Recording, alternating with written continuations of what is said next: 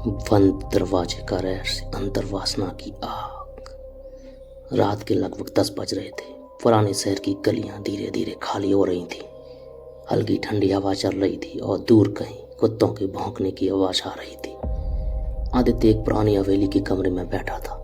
यह हवेली उसने अभी अभी किराए पर ली थी, क्योंकि शहर में उसे इससे सस्ता और बड़ा घर नहीं मिला। लेकिन इस हवेली के बारे में एक अजीब बात थी। लोग कहते थे इस घर का ऊपर वाला कमरा शापित है। जब आदित्य पहली बार घर देखने आया तो मकान मालिक ने उसे एक अजीब चेतावनी दी थी। उसने कहा था, तुम इस घर में आराम से रह सकते हो, लेकिन एक बात हमेशा याद रखना, ऊपर वाले कमरे का दरवाज़ा कभी मत खोलना। आदित्य ने हंसकर पूछा, क्यों?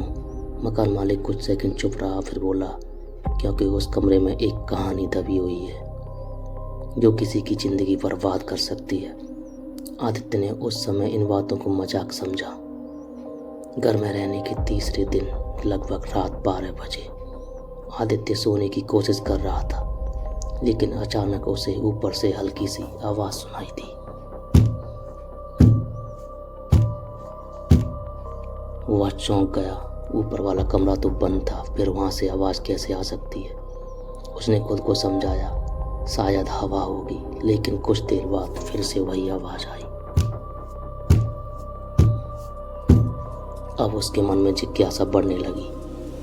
तो आदित्य धीरे धीरे बिस्तर से उठा। पूरा घर शांत था। उसने टॉर्च उठाई और सीढ़ियों की तरफ बढ़ गया। हर कदम के साथ सीढ़ियां हल्की हल्की चरमराने लगीं। ऊपर पहुंचते ही उसने देखा कि वहां एक बड़ा लकड़ी का दरवाज़ा था, वही कमरा जिसे खोलने से मना किया गया था। दरवाजे पर एक पुराना ताला लगा था, लेकिन अजीब बात यह थी कि ताला बंद नहीं था, जैसे किसी ने अभी अभी उसे खोला हो। आदित्य का दिल तेज धड़कने लगा। उसने धीरे धीरे दरवाज़ा खोला। दरवाज़ा खुलते ही कमरे से ठंडी हवा का झोंका बाहर आया। कमरे में बहुत धूल थी। लग रहा था जैसे सालों से कोई यहाँ आया नहीं। एक पुरानी लकड़ी की टेबल थी और उसके ऊपर एक पुरानी डायरी रखी थी। आदित्य ने डायरी उठाई और उसके कवर पर लिखा था, विनय प्रताप सिंह। विनय प्रताप सिंह इस हवेली का असली मालिक था। डायरी के पन्ने में लिखा था, मेरे पास सब कुछ है, दौलत, शोहरत, पैसा, इज्जत, लेकिन मेरे दिल में एक आग जल रही है। आदित्य धीरे धीरे पन्ने पढ़ने लगा और उसे पता चला विनय प्रताप की ज़िंदगी में एक लड़की आई थी। उसका नाम था संध्या। संध्या बहुत खूबसूरत थी, लेकिन उससे भी ज़्यादा खतरनाक थी उसकी मुस्कान। वह विनय के जीवन में ऐसे आई जैसे तूफान आता है। पहले पहले विनय को लगा कि यह सच्चा प्यार है, लेकिन धीरे धीरे उसे समझ आया कि यह सिर्फ अंधी काम वासना और अंतर्वासना है। विनय पूरी तरह संध्या के मोह में फंस चुका था। वह उसके लिए सब कुछ करने लगा था, अपनी दौलत, अपना सम्मान, अपनी जिंदगी तक। लेकिन संध्या उसे प्यार नहीं करती थी। वह सिर्फ उसकी कमजोरी का फायदा उठा रही थी।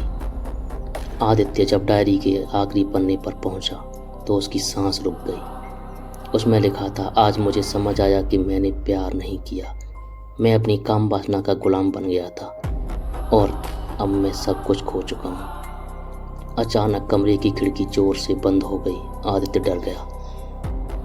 डायरी का आखिरी पन्ना अपने आप पलट गया। उस पर एक और लाइन थी, अगर तुम यह पढ़ रहे हो तो याद रखना, मन की वासना इंसान को सबसे खतरनाक अंधेरे में ले जाती है। आदित्य धीरे धीरे नीचे उतर आया। उस रात उसे नींद नहीं आई। सुबह होते ही उसने एक फैसला लिया। वह उस कमरे को हमेशा के लिए बंद कर देगा, क्योंकि अब उसे समझ आ गया था, सबसे खतरनाक भूत किसी हवेली में नहीं होते, वे इंसान के मन के अंदर होते हैं। अगर ये मेरी वीडियो आपको थोड़ी सी भी अच्छी लगी है तो प्लीज़ वीडियो को लाइक करें और चैनल को सब्सक्राइब करें और कमेंट में अपने मन की बात ज़रूर लिख के जाएं। आपका एक सब्सक्राइब हमें बहुत हिम्मत दे सकता है। Thank you for watching this.